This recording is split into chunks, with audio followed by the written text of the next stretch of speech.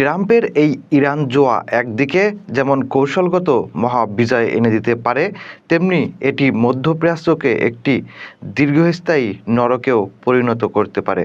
ট্রাম্পের ইরান যুদ্ধে সম্ভাব্য তিনটি পরিণতি সামনে আসছে। মার্কিন প্রতিরক্ষা সচিব পিট হেগসেথ পেন্টাগন থেকে ঘোষণা করেছেন, আমরা এই যুদ্ধ ট্রাম্পের আমেরিকা ফার্স্ট শর্তেই শেষ করব। কিন্তু এই দাম্ভিক ২০০১ সালে জর্জ ডব্লিউ বুশের দেওয়া সেই প্রতিশ্রুতির কথা মনে করিয়ে দেয়, যা আমেরিকাকে ২ দশকের রক্তক্ষয়ী যুদ্ধে আটকে দিয়েছিল। সিএনএনের স্টিফেন কলিনসনের দৃষ্টিতে এই যুদ্ধের গতি প্রকৃতি বিশ্লেষণ করলে সম্ভাব্য তিনটি পরিণতি ফুটে ওঠে। প্রথমত, মহাবিজয়।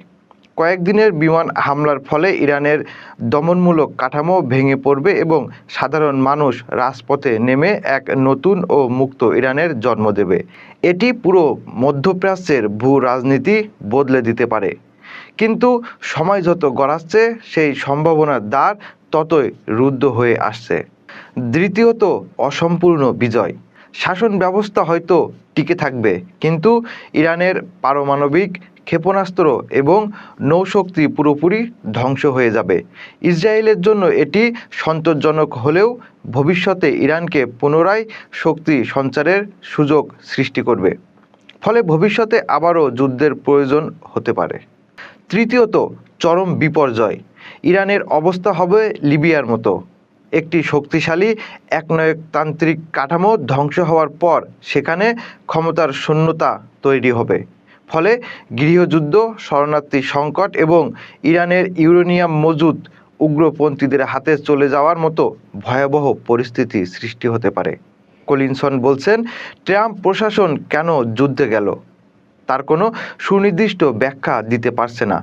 কখনো বলা হচ্ছে রেজিম চেঞ্জ, কখনো পারমাণবিক নিষ্ক্রিয়করণ, আবার কখনো সন্ত্রাসবাদের প্রতিশোধ। লক্ষ্য যখন অস্পষ্ট থাকে, তখন যুদ্ধ দীর্ঘায়িত হওয়ার এবং চোরাবালিতে আটকে যাওয়ার ঝুঁকি বেড়ে যায়। ইতিহাসে এমন কোনো উদাহরণ নেই যেখানে কেবল আকাশপথে আক্রমণ বা অভিযান চালিয়ে একটি স্থিতিশীল ও নতুন সরকার গঠন করা গেছে। ট্রাম্প স্থল অভিযান এড়াতে চাইলেও মাটির নিয়ন্ত্রণ ছাড়া শাসন ব্যবস্থার পরিবর্তন করা প্রায় অসম্ভব। ইরান এখন তাদের অস্তিত্বের লড়াইয়ে মনস্তাত্ত্বিক যুদ্ধে নেমেছে। কুইন্সি ইনস্টিটিউটের ত্রিতা পার্সি মনে করেন, ইরানের কৌশল এখন যুদ্ধ জয় নয়, বরং ট্রাম্পের প্রেসিডেন্সি ধ্বংস করা। তারা যত বেশি যুদ্ধ দীর্ঘায়িত করতে পারবে, ট্রাম্পের জনপ্রিয়তা তত কমবে। অপরদিকে ইরান শক্তিহীন হলে রাশিয়া ও চীনের পশ্চিম বিরোধী অক্ষশক্তি দুর্বল হয়ে পড়বে। ইউক্রেন যুদ্ধে ইরানের ড্রোন ও মিসাইল সরবরাহ বন্ধ হওয়া মস্কোর জন্য বড় ধাক্কা হবে।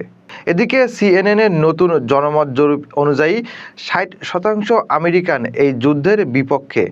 বিশেষ করে তেলের দাম বাড়লে এবং মুদ্রাস্ফীতি দেখা দিলে ট্রাম্পের নিজের সমর্থক গোষ্ঠী তার উপর ক্ষুব্ধ হতে পারে।